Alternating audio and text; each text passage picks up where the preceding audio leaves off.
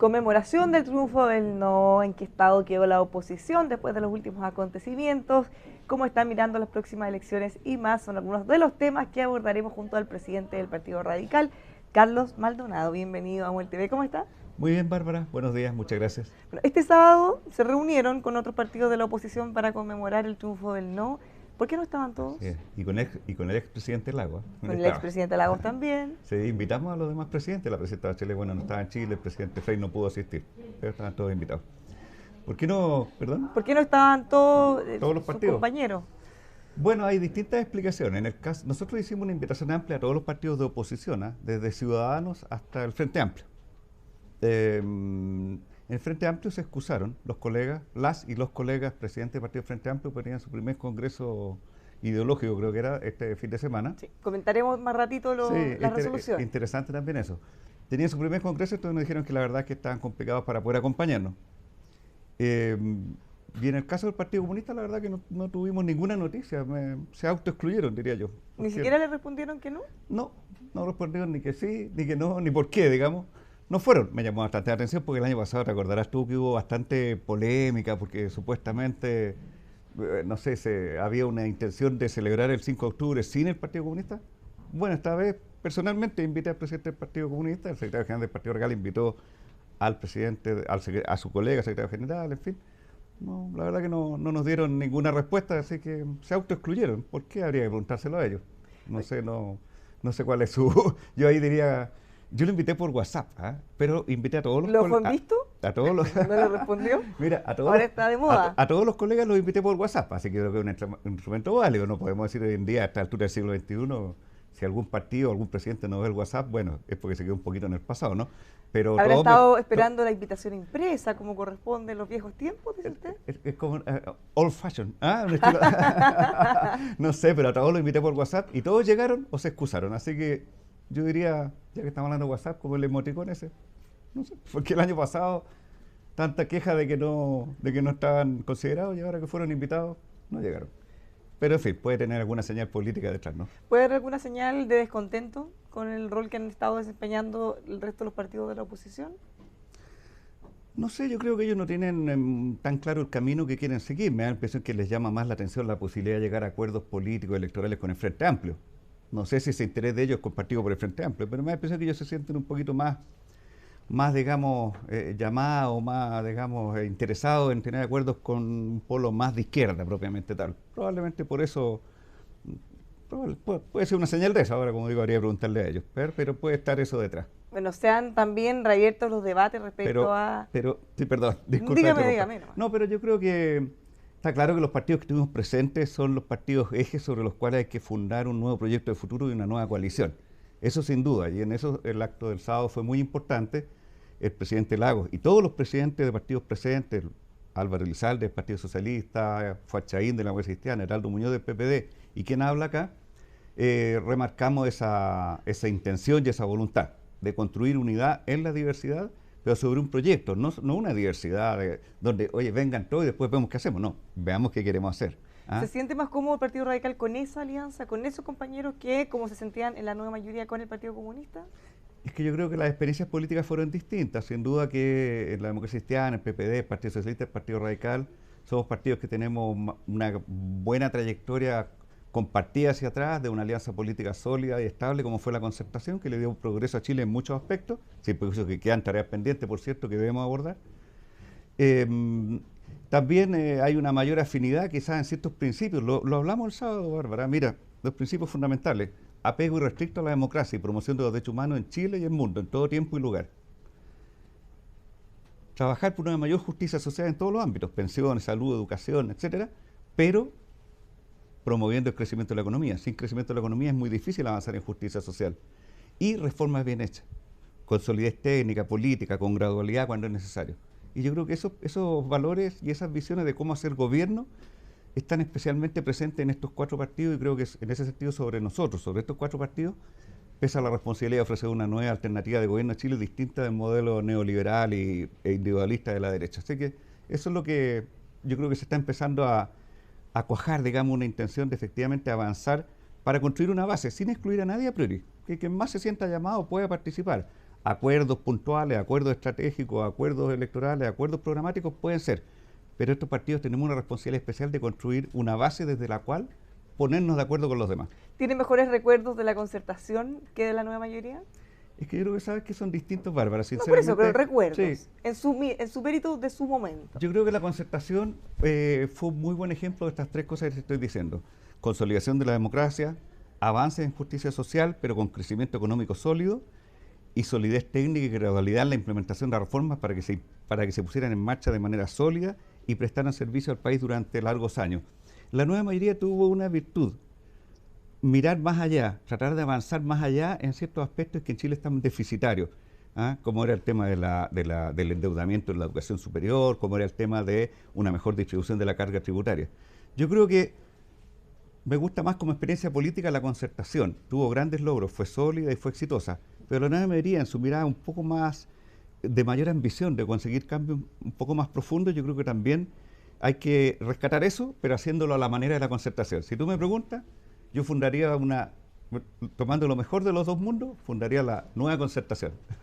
La nueva concertación. Exacto. Le vamos a poner ese nombre. Sí. Ahora, hay muchos de la oposición que probablemente les gustaría una alianza como la que usted señala, pero que tienen temor pensando que antes usted les quedaba a la izquierda al Partido Comunista, en lo institucional por lo menos. Ahora tienen además el Frente Amplio. Bueno, son realidades políticas, las sociedades van evolucionando. Chile no es el mismo hoy que en 1990, sin duda. Lo decía el presidente Lago el sábado, decía, Chile era tan distinto que vamos a unas cosas concretas. Cuando volvió la democracia no existía el internet, no existían los celulares. O sea, WhatsApp, por ejemplo. Y el mismo WhatsApp. No, era otro mundo y otro Chile. Y además Chile mismo progresó mucho. Recordemos, ahora somos el país con el ingreso per cápita más alto de América Latina, con varios indicadores muy positivos, pero con profundas desigualdades todavía que tenemos que combatir, y con otros desafíos nuevos, como el tema de la sequía, el medio ambiente, que tienen que ver mucho con el futuro del país y también con transformar nuestra economía en una economía menos primaria, menos exportadora de materias primas, más sofisticada, más tecnológica, más digital. Esos son los desafíos de hoy día, no son los mismos de 1990. Entonces, para eso, digamos, tenemos que ver cómo nos estructuramos políticamente. La centroizquierda yo creo que es mayoría en Chile, y nosotros, insisto, estos partidos que hemos gobernado 24 de los últimos 30 años, tenemos una responsabilidad especial de ofrecerle una alternativa a las chilenas y chilenos. ¿Cómo quedó la oposición después de la fallida acusación constitucional? Yo creo que... ¿Están todos peleando como pareciera? ¿O No, han dicho mira, desde yo el el sábado oficialismo? la verdad que estuvimos ahí juntos, digamos, compartiendo con muy buen propósito miradas de futuro, ¿ah? Inspirándonos en el ejemplo del 5 de octubre del 88, de la unidad en la diversidad, con un proyecto, claro, insisto, diversidad, pero con proyecto. Con buena disposición. Yo creo que el tema de la acusación ya es pasado, digamos. Nosotros como Partido Radical consideramos que tenía fundamento, creemos que la gestión de la ministra Cubillos ha puesto en riesgo la correcta implementación de la nueva ley de educación pública, que es una cuestión fundamental para el futuro de nuestras niñas, niños y jóvenes. Pero bueno, seguimos siendo totalmente críticos de su gestión, pero la acusación no fue aprobada y ya, hay que seguir adelante, digamos. ¿Qué le parecen las críticas que tratan de entregarle al Partido Socialista el mayor peso de este fracaso? Incluso el senador Alamán, por ejemplo, también lo mencionaba el presidente de Renovación Nacional, la culpa que tuvo en esto el senador Carlos Montt. Sí, la verdad es que yo leí la entrevista del senador Alamán y culpa al senador Montt porque dice que habría sido muy crítico de la gestión de ministra Cubillos, que habría estado exponiendo argumentos similares a los fundamentos de la acusación. Bueno, la oposición en general estábamos todos de acuerdo en que existían esas falencias. Si la acusación fue firmada por los jefes de bancada de todos los partidos de oposición. No, finalmente no tuvo todos los votos de la oposición, aunque tuvo bastantes, pero la oposición tiene esa visión, tenemos esa visión de que hay problemas en la implementación de la educación pública, que no se ha informado adecuadamente a los apoderados, que se ha retrasado el proceso de implementación. Mira, Bárbara, déjame comentarte algo. Yo durante el gobierno del presidente Lagos fui coordinador en la reforma coordinador en la implementación de la reforma procesal penal durante el 2000 al 2006. Y es un trabajo prácticamente 24/7. Poner en marcha una reforma que se había legislado en el gobierno del presidente Frey es mucho trabajo, requiere mucha dedicación, mucho esfuerzo, mucha convicción, mucho compromiso. Y se presentan dificultades, obstáculos, y hay que irlos venciendo, adecuando, ajustando, mejorando para poder implementar correctamente. ¿Usted estaba a Entonces, favor de esa reforma? a eso te quiero decir, que si uno no le toca implementar una reforma y no lo hace con convicción, con ganas, con dedicación, con esfuerzo, evidentemente está prácticamente firmando el fracaso de esa reforma, porque implementar reformas estructurales es complejo, requiere compromiso, dedicación. Y eso es lo que nosotros fundamentalmente cuestionamos de la labor del Ministerio de Educación actual, de este gobierno del presidente Piñera, de que habiendo una ley vigente de la República que introduce un cambio estructural en la educación pública, la estén implementando de mala manera y de mala gana. Y eso no es un problema político, es un problema para millones de niños y niñas de Chile. Antes de volver a las proyecciones de la oposición y las resoluciones también del Frente Amplio, respecto a la reforma tributaria, que ya está del Senado, tiene que discutirse rápido, se ha vuelto a poner en el debate la importancia o no de la reintegración. ¿Qué cree usted que va a pasar? ¿Vio las declaraciones del ministro Chadwick? Bueno, a mí me parecieron buenas declaraciones en el sentido de que, realistas, digamos, de que la reintegración claramente ha sido cuestionada, muy cuestionada políticamente y muy cuestionada por los economistas, por muchos economistas de nuestros sectores, ministros de Hacienda, que señalan que es un mecanismo en sí mismo regresivo. De los países de la OCDE, 2/3 o más de 2/3 tienen sistemas desintegrados, donde las empresas pagan sus impuestos y las personas pagan sus impuestos, cada uno por su lado. Las personas dueños de esas empresas, me refiero. Entonces, la reintegración yo creo que es un mecanismo claramente que no va en línea con las economías más desarrolladas, que no favorece la justicia tributaria. Y creo que el ministro Chadwick ha hecho un ejercicio de realismo, de abrirse la posibilidad de llegar a un acuerdo en el Senado distinto, un acuerdo que deje a un lado la reintegración, que busque otras maneras de incentivar la inversión. Se ha hablado de una posible rebaja del impuesto directo a las empresas, pero manteniendo separado con el impuesto a los dueños de las empresas, que es lo que hizo la reforma del 2014. Así que, veamos, hay un brote verde de posible mayor sensatez en el tema de la reforma tributaria por parte del gobierno, que yo creo que, insisto, al cerrarse la reintegración, ha rigidizado el debate. ¿Y en ese sentido usted estaría de acuerdo con que se aprobara eventualmente una baja de impuestos a las empresas en vez de la reintegración? En la medida en que signifique que no se haga más injusto el sistema tributario, que, ojo, a eso se juega más en los impuestos personales, en los impuestos que pagan los dueños de las empresas. Si el tema es la utilidad de la empresa, si se utiliza para invertir, está bien, no importa si tributa un poco más o un poco menos, mientras invierte, cree riqueza y crea empleo.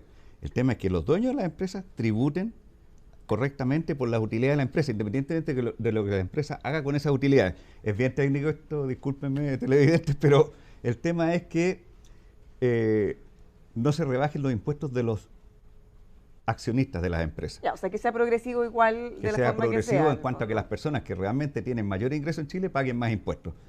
El impuesto propio de la empresa puede ser un tema más conversable en la medida que eso efectivamente se utilice para inversión y no para retiro, para gastos personales. Ahora, se ha puesto mucho énfasis en la aprobación de esta reforma, no solo para que se despeje la incertidumbre, sino que para que ya de una vez por todas podamos seguir con otro. ¿Usted cree que con esto se podría agilizar el debate, con esta apertura del ministro Chadwick? Yo confío que en el Senado la oposición va a actuar más en conjunto como tal, no se va a producir esa diferencia que hubo en la Cámara. ¿No cree que va a haber un acuerdo de C como lo hubo en la Cámara? Yo creo que acá la oposición va a tener espero y tengo el optimismo de que la oposición en el Senado, incluyendo a la democracia cristiana, va a tener una posición conjunta frente a este proyecto y eso va a obligar al gobierno a sentarse con realismo a ver cuál es la manera de que este proyecto se transforme en ley, porque si no corre el riesgo de que este proyecto se demore 2 o 3 años y al final no va a cumplir ninguno de sus objetivos. Al revés, en vez de ayudar a la inversión y a dinamizar la economía, la discusión tributaria abierta hace más lenta la inversión, porque obviamente una persona que va a invertir, una empresa que va a invertir, si no sabe qué reglas se van a aplicar, se deja la inversión en stand-by. Así que yo creo que viene una etapa interesante en la discusión de reforma tributaria. Espero que la oposición actúe en conjunto y que el gobierno, tal como de alguna manera lo anunció, lo insinuó el ministro Chadwick, se abra una fórmula que permita que nuestro sistema tributario no se deteriore, que no sea más regresivo. Otra reforma emblemática que está en discusión es la reforma previsional. ¿Qué le parece esta posibilidad o tratar de abrir la puerta a que la gente pueda retirar sus recursos de la AFP? Mira, eso es una muestra de desesperación de los pensionados. Bárbara, ¿sabes qué? ¿De los pensionados o del movimiento No Más AFP? Pero es que el movimiento No Más AFP lo que hace es recoger un malestar de los pensionados. Mira, en esto de verdad, sin ninguna demagogia, sinceramente, nosotros, Partido Radical, no somos un partido demagógico, somos un partido responsable, un partido que ha existido durante 3 siglos de historia republicana, que hemos buscado siempre lo mejor para el país, lo seguimos haciendo día a día. Pero el sistema de pensiones en Chile no resiste más en su versión actual. Las pensiones son muy bajas. Mira el caso de la profesora de Antofagasta. ¿Qué le pasó a esta profesora?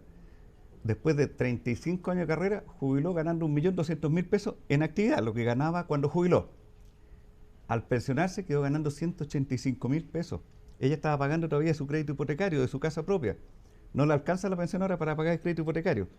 ¿Qué le dice ella a la AFP? Entrégueme mis fondos para no perder mi casa, porque si la pierdo, voy a tener que pagar arriendo. Primero voy a perder mi casa, seguro voy a tener que pagar arriendo, menos me va a alcanzar la jubilación. Entonces, la solución claramente no es que los afiliados retiren sus fondos, pero sin duda que esto pone en evidencia el fracaso del sistema. El sistema entrega pensiones que son la quinta parte, la cuarta parte de lo que nos van a ganar en actividad.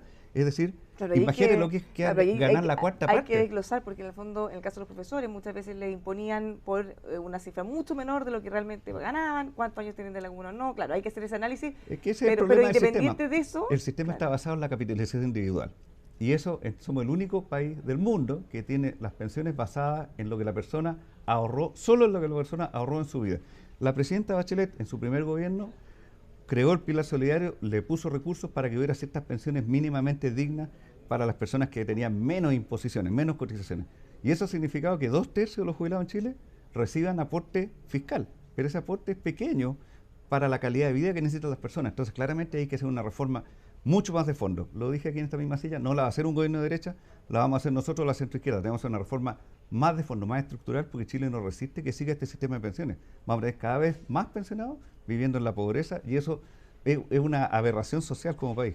¿Usted asume entonces que esta reforma no se va a aprobar, o bien se va a aprobar y van a tener que volver a hacer una nueva reforma en un eventual próximo gobierno? Yo creo que esta reforma se va a aprobar porque está bien, hay cosas como que aumenten las cotizaciones, es necesario, que esas cotizaciones sean de cargo del empleador, es necesario, que haya un seguro colectivo o algún mecanismo de solidaridad que ayude a las pensiones más bajas, también es necesario, pero esta es una reforma de largo plazo que apunta principalmente a mejorar estructuralmente las condiciones de jubilación para 30 o 40 años más. Pero el problema de los pensionados es ahora, es urgente, es grave, y nosotros, insisto, en nuestro programa de gobierno y en el gobierno que esperamos desempeñar para el bien de Chile a partir del 2022, vamos a tener que necesariamente, impostergablemente, y con la mayor convicción y el mayor gusto vamos a hacer una propuesta mucho más de fondo para mejorar el sistema de pensiones. Mira, o sea, dice usted que está bien encaminada, pero que es insuficiente. Sin ninguna duda, sin ninguna duda. El problema es mucho más estructural. Miren, si en esto hace 2 semanas o menos, 10 días, ¿qué hizo Japón? Japón, una economía desarrollada capitalista, subió sus impuestos para mejorar las pensiones. ¿Por qué? Porque ha habido envejecimiento poblacional, ya las imposiciones de los trabajadores activos no entregan los recursos suficientes para pagar buenas pensiones a los adultos mayores. Ahora, ese ejemplo de Japón... Claramente, si esto 2 más 2 son 4, hay que tener más recursos para mejorar sus pensiones, señora, señor que nos está viendo. Las vamos a mejorar con mayor recaudación fiscal, pero recaudación inteligente y justa. Sobre los sectores de mayores ingresos tienen que hacer más aportes para que ustedes tengan una pensión más justa. Eso lo hacen todos los países del mundo. Ahora, ese ejemplo que usted dice de Japón deja más en evidencia que no podríamos avanzar hacia un sistema de reparto o uno en el que dependiéramos de las generaciones que vienen, que cada día van a ser menos. Entonces, es que es un mix. Nosotros creemos que tiene que mantenerse el esfuerzo individual, el ahorro individual, la capitalización. Es positiva en cuanto remarca que las personas también se hagan responsables de su futuro, pero no es suficiente. Esa es una parte de la pensión, es una parte de los recursos que se tienen que reunir. La otra parte la tenemos que poner todos. Todas y todos los chilenos, pero especialmente los de mayores ingresos, tenemos que hacer un esfuerzo para mejorar las pensiones. En el gobierno de la presidenta Bachelet se hizo una reforma tributaria para financiar la gratuidad de la educación con superior. Impuestos generales. Hay que quitar la diferencia, si son con impuestos generales o con una parte de lo que cada persona tenga que cotizar. Y es que son las dos cosas. La cotización individual se tiene que mantener, pero hay que incrementar los impuestos generales, pero incrementarlos progresivamente, es decir, que la carga tributaria sea mayor para los que ganan más, para que haya más recursos para pagar mejores pensiones. Esto es una cuestión, sinceramente, en Chile parece que dijeran, oye, demagogia. No, esto ocurre en Estados Unidos, en Alemania, en Francia, en Italia. Los impuestos son más altos que en Chile, son más progresivos y se pagan mejores pensiones. Bueno, vamos ahora de vuelta a la oposición. El Frente Amplio llegó a algún acuerdo respecto a cómo van a enfrentar las próximas elecciones. Si bien no van a buscar hacer ninguna alianza con el resto de los partidos, sí se abren a la posibilidad de pactos puntuales. ¿Qué le parece esa estrategia de cara a la forma y la unidad de la oposición y que eventualmente la derecha pudiera no ganar tanto como se prevé que haría si van divididos? Bueno, a ver, eso tiene varias lecturas, Bárbara. Una, remarca nuestra responsabilidad, la de los partidos que hemos mencionado, de sentar las bases ya de un acuerdo, de una propuesta de futuro. Está claro que el Frente Amplio tiene una disposición a remarcar un camino propio. porque incluso esta apertura que han mostrado a posibles acuerdos electorales, que la valoramos, es bueno que den esa señal, pero si tú te fijaste es bien acotada, es bien tímida, podríamos decir, la apertura. Casos concretos. Casos concretos, acuerdos locales, incluso por ahí alguien habla de no con las directivas, sino que desde la ciudadanía. Entonces, habrá que ver. Nosotros, encantados, conversamos. Creemos que en el Frente Amplio hay espacios de coincidencia, espacios de coincidencia para avanzar en algunos aspectos con un apoyo recíproco. Pero somos fuerzas políticas distintas y esta definición de ello la tomamos como algo positivo, una señal positiva. Habrá que ver, hay que conversar bastante qué significa en concreto y hasta qué nivel de acuerdo se puede llegar. Nosotros creemos que sería bueno tener acuerdos más amplios para evitar que la derecha, siendo minoría, obtenga un resultado artificialmente positivo en alcaldía y gobernaciones, que además podría darle un nuevo aire a la derecha de pensar que sí están las condiciones para proyectarse de poder, pese a que su gestión actual de gobierno, desde nuestro punto de vista, es bastante deficiente. Y por eso creemos que sería bueno llegar a acuerdos más generales. Lo de ellos se ve como una señal bastante acotada y tímida por ahora. Veamos si se puede avanzar más. Pero insisto, refuerza la necesidad de que nosotros, los partidos de la centroizquierda, levantemos nuestra propia propuesta, nuestra propia plataforma, para desde allí entendernos con los demás. Pero seguir esperando una suerte de unidad amplia, global, está claro que no son las condiciones objetivas. Todo puede cambiar de acá a unos meses. Uno nunca sabe en política qué puede pasar. Yo creo que como vi por ahí no sé si un meme, pero decía, ¿quién quiere un cambio? Todos levantaban las manos y decían, ¿quién quiere cambiar? Y todos se quedan con la mano abajo. Yo creo que aquí el cambio parte por nosotros. Tenemos que organizarnos, estructurarnos, levantar una plataforma, sentar las bases de una nueva coalición y de allí entendernos con todos los que quieran entenderse con nosotros. La nueva concertación. La nueva concertación. Finalmente, y muy breve, ¿qué le parece que el presidente Frey haya tenido que interponer una querella contra 5 delitos, o por 5 delitos contra su hermano? ¿Cómo lo ven ustedes? Bueno, la verdad que ahí solidarizada en lo personal, lo hice en su minuto cuando se dio a conocer esta situación. Sin duda debe ser muy doloroso. Es un tema familiar, personal, sin duda triste, digamos, y debe ser muy complejo para él. Imagínate tener ese tipo de problemas, como él lo ha señalado, con una persona a la cual durante años le depositó su total confianza. Yo no quiero juzgar acá a nadie, ni intenciones, ni soy quien para establecer culpabilidad ni nada, pero solo expresarle la solidaridad al presidente Frey y a su familia, los conozco.